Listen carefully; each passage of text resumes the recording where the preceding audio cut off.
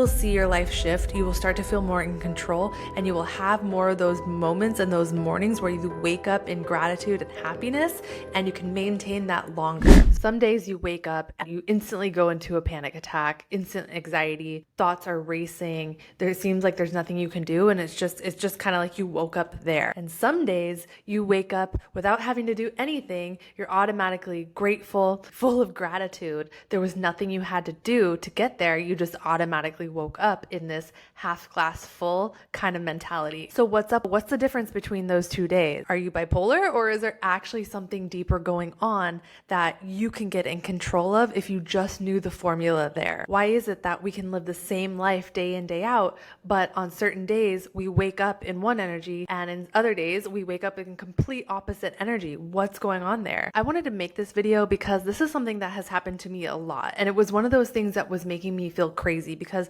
it wasn't just, a week that was weird.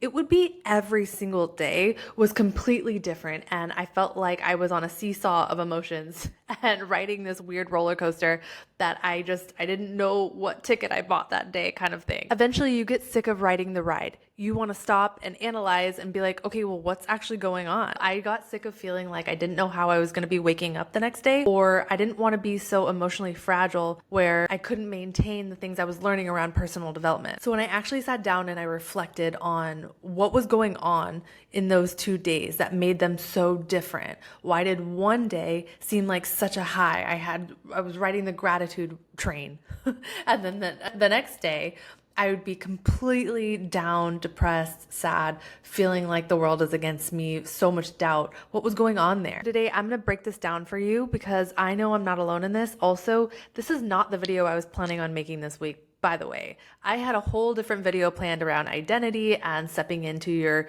next level self by 2025. And Source was like, no, this is the video that you're going to be making. So I'm bringing this to you from a very humble place, and a place of, I feel like there's a collective consciousness around this. And so I know I'm not alone, you're not alone, and I want to break this down so you can get out of this and not have to deal with this anymore. But keep in mind, like anything else, this is a muscle that you build. It's just important to know that this is something that does take a little bit of time. It's not something that's going to happen overnight. So be kind to yourself, give yourself grace, allow yourself to learn this in your own time. But I will tell you, what I've been seeing in my own life is if you can stay consistent with this on a daily basis of prioritizing, coming back to this knowing every chance that you can, you will see your life shift. You will start to feel more in control, and you will have more of those moments and those mornings where you wake up in gratitude and happiness, and you can maintain that longer. So stay with me through the end of the video because we're really going to break this down. Okay, so when I took a step back and I reflected on all of this, the first thing that it really showed me is that momentum is nothing to play with. In fact, it's a very powerful thing. If you've ever listened to Abraham Hicks, they talk about this idea of, I think they say a car, but I also feel like they say a boulder.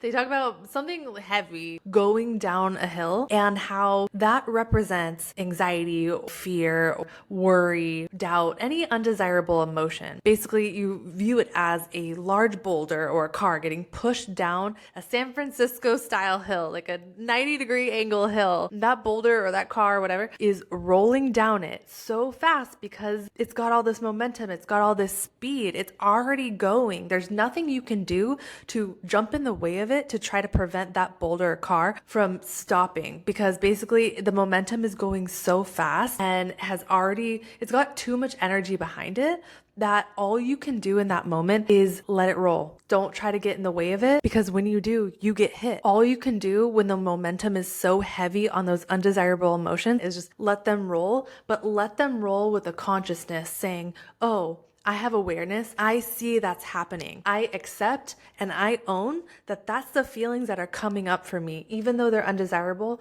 I can accept them and I can sit with them and I can say, okay, that's how I'm feeling, and pause. There's no need to judge it. There's no need to wish it was different. You just sit with it. And that's something I didn't understand for a long time, is this idea of sitting with the emotions. I thought awareness was saying, Okay, but I get that, and I'm ready for it to be different. I'm ready for it to be different. I did not realize that by saying it like that, it was me bypassing the emotion and not fully giving it its stage time that it needed for me to move through it. The cool thing is it only takes about 90 seconds or so for an emotion to fully run through the body. So if you can sit with it for 90 seconds and allow it to process through, move through, it will lose its power and its grip over you. What's cool about life, in a way, I know this doesn't always seem exciting, but when you're in the process of growing and learning through a specific lesson, life is going to give you multiple opportunities to practice, to try out your knowledge and your skills and your growth on that specific lesson. So maybe the first couple times it's popping up so that you eventually have awareness of what's even going on. So the first couple times, maybe you don't even know what's going on. You just know that there's a disturbance in your life and it's feeling really frustrating and life just isn't how you want it to be. And maybe the next time from there, it's, oh, I actually see what's going on. I don't know what to do about it, but I do have a new awareness now around it. I have new data. And then the next time it's, oh, let me try to put that into practice, the learnings I've got. But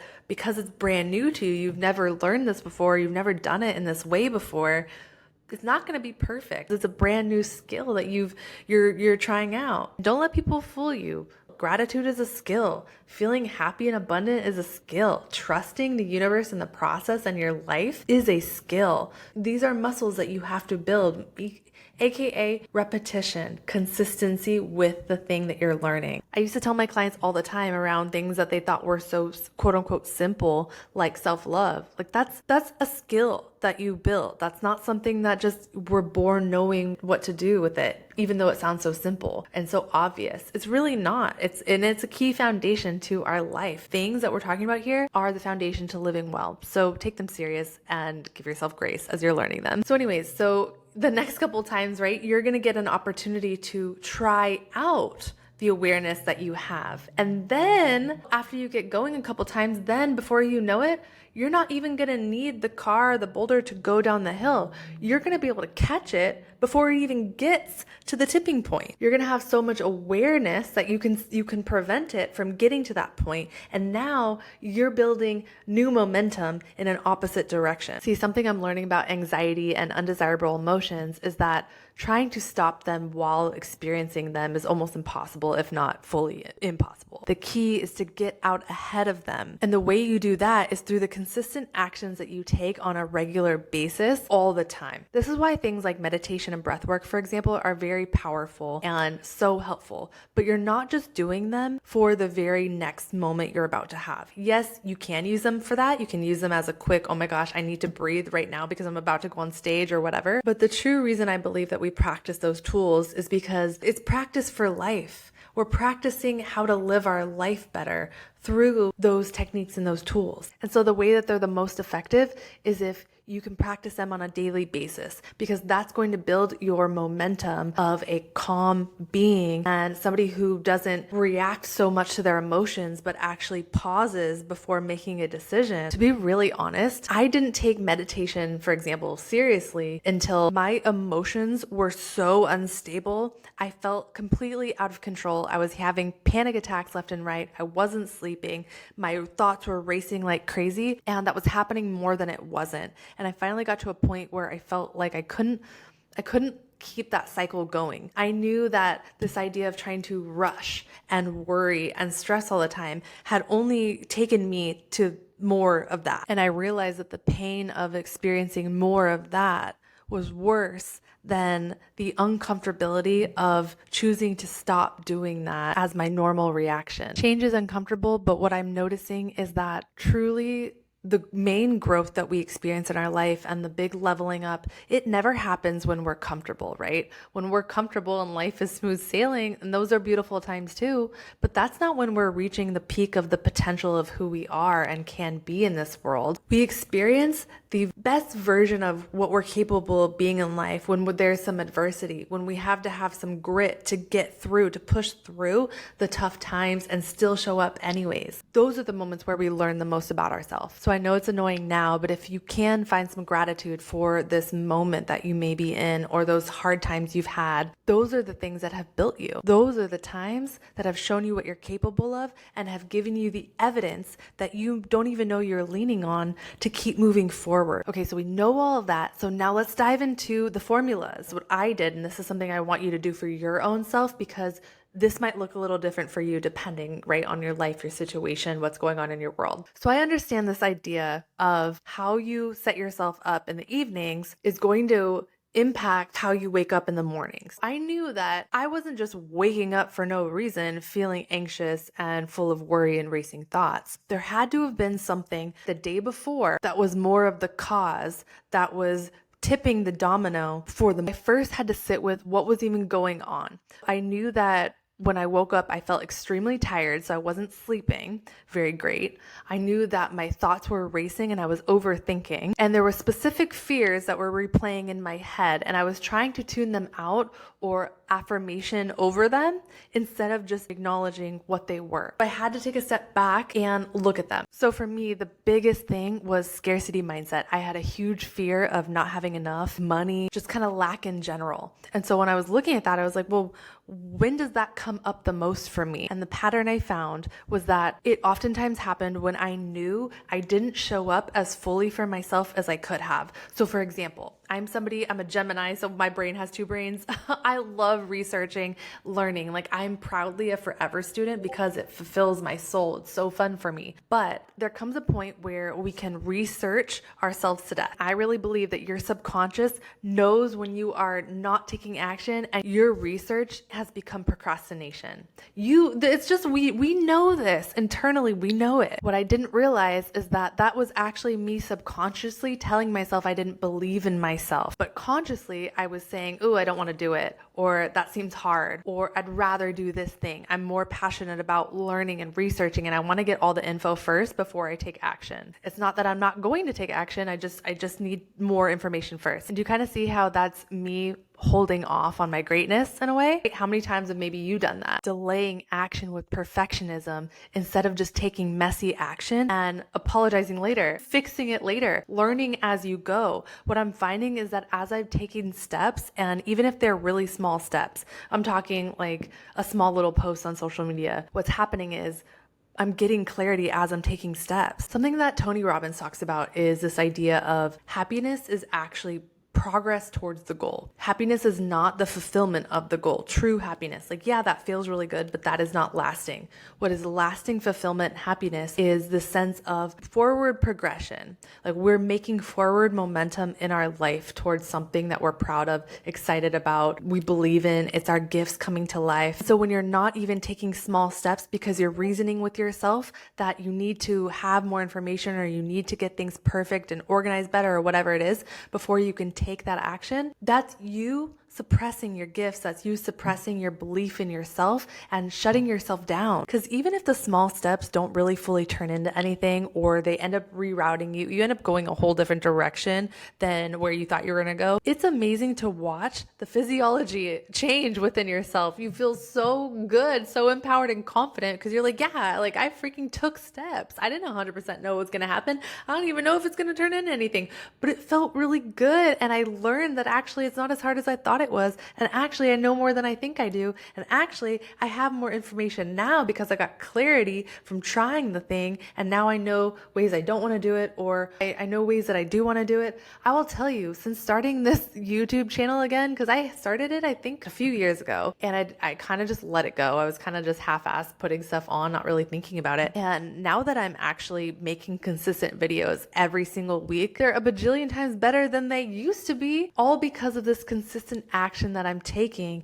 and showing up in the little tiny steps with what I can fit in and make happen in my day-to-day life. So it's kind of interesting to take a pause and reflect and ask yourself, what was a domino that caused that undesirable emotion that was coming up for me that I feel like it's taking over my life? Because you find that it comes down to a core belief within yourself that was sitting under that the whole time.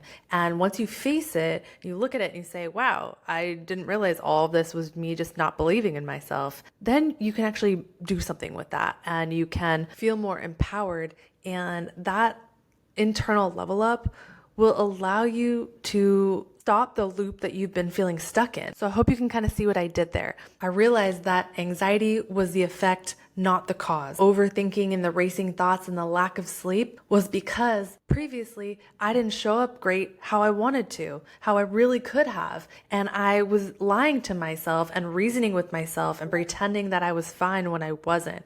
When I dug deeper to ask, well, what was I worried about? What was I so nervous about? And all this fear popped up and scarcity mindset popped up. It was simply because I was delaying taking action. I was trying to be perfect. But if I could just take a couple steps and do the hard thing of taking messy action, even though it's not at the level that I want it to be in my mind, that small action creates a sense of confidence and empowerment and allows you to shift out of that lower vibration, undesirable emotion that you feel is controlling you versus you being able to be the one in control. It's just a little bit of working backwards, but you can do this in your own life too, and realize that the disempowering states that we can get ourselves in, even if it feels like you've been stuck in that state forever and it's a loop that is just quote unquote who you are, you can get out of it. I promise you, you can, because it's all about the questions you ask yourself. This little inner deep diving I did, it took me probably 10 minutes to get to the truth of what was really going on. It really didn't take that much. It just took some pen to paper,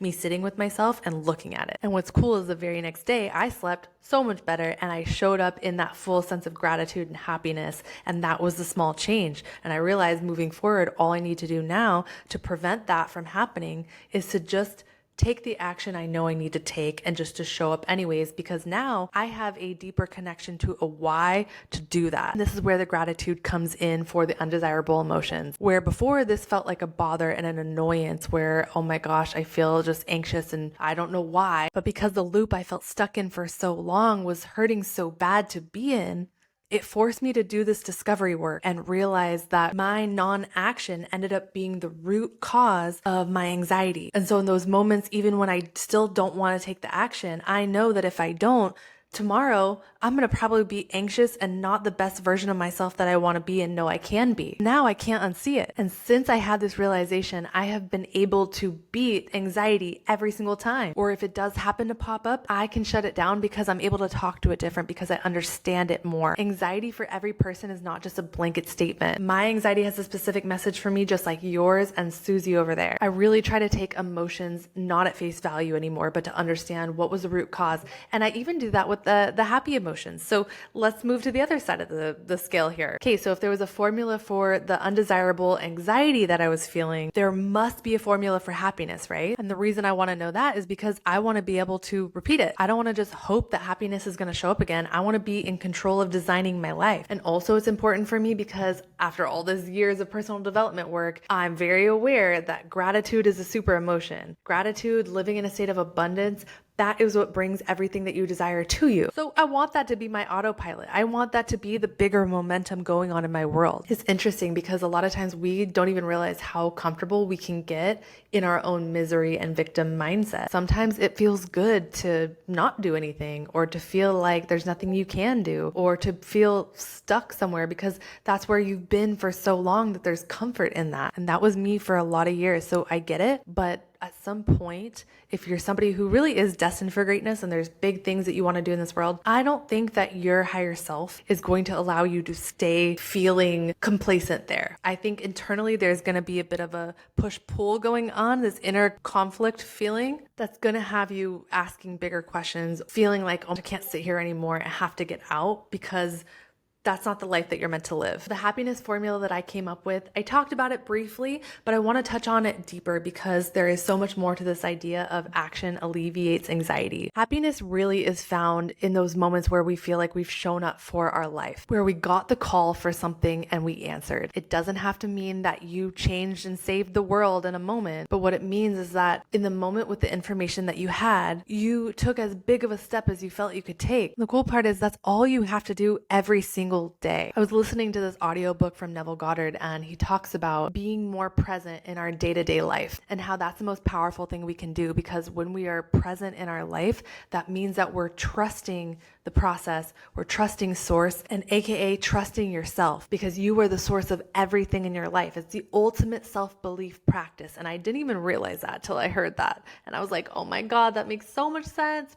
So I share that here because I really believe that if you can take small action on whatever steps you have, whatever clarity you have in front of you, that is you being fully present in your life. That is you trusting in something bigger than you and releasing control. You're saying, I don't know necessarily where this is going to go or how this is even going to form anything, but this is a step I'm being given. I'm the vessel. I trust, I surrender. Source, take me where you need me to go. It sounds so simple, but really, I mean, mastery of this is key in life. There's a reason that if you listen to enough personal development books and things, it will always take you back to that concept of gratitude, presence, and it is so layered. I'm not gonna lie, when I started learning this stuff and being like, okay, so now I'm gonna start taking action, even though I don't want to do the thing, I know it's gonna help me alleviate the anxiety. I was taking steps a little bit grumpy, not in the best mood, but what I noticed is that my mood shifted because, like I said before, progress towards the goal is what equals happiness, not the goal itself, funny enough. So when you do more of this on a consistent basis, what happens is it stops being this stressful thing and it becomes easier because it starts to become part of who you are. Before you know it, your default becomes a happier state. You become somebody who lives more in the possibility space, somebody who trusts and says, okay, I'm taking these steps because I know that this is what's good for me. And then what starts to happen is some of that sense of control starts to loosen up. That tight grip that you have on your experiences starts to let go. And it's so freeing because all of a sudden the weight kind of lifts off the shoulders and you realize I don't have to be responsible for the how of any of this. I'm just supposed to move. And what I've noticed is it starts to become more fun. Your life becomes your prayer. So to sum up the happiness formula, whatever step you have in front of you, take it. It doesn't matter how big or small. Whatever step is in front of you is what you're meant to have. And then I promise you the clarity will come from there and you'll continuously get your next step, your next step, your next step. And as you continue to move and put one foot in front of the other, this calming sense of reassurance will wash over you because you get a feeling like you're being guided. You're not alone. There's a plan for you. You'll start to have a sense of pride in yourself because you'll start to wake up as somebody who feels like they show up for their life. And really, it's all about doing that every day. Just doing a little bit, 100%. I love you.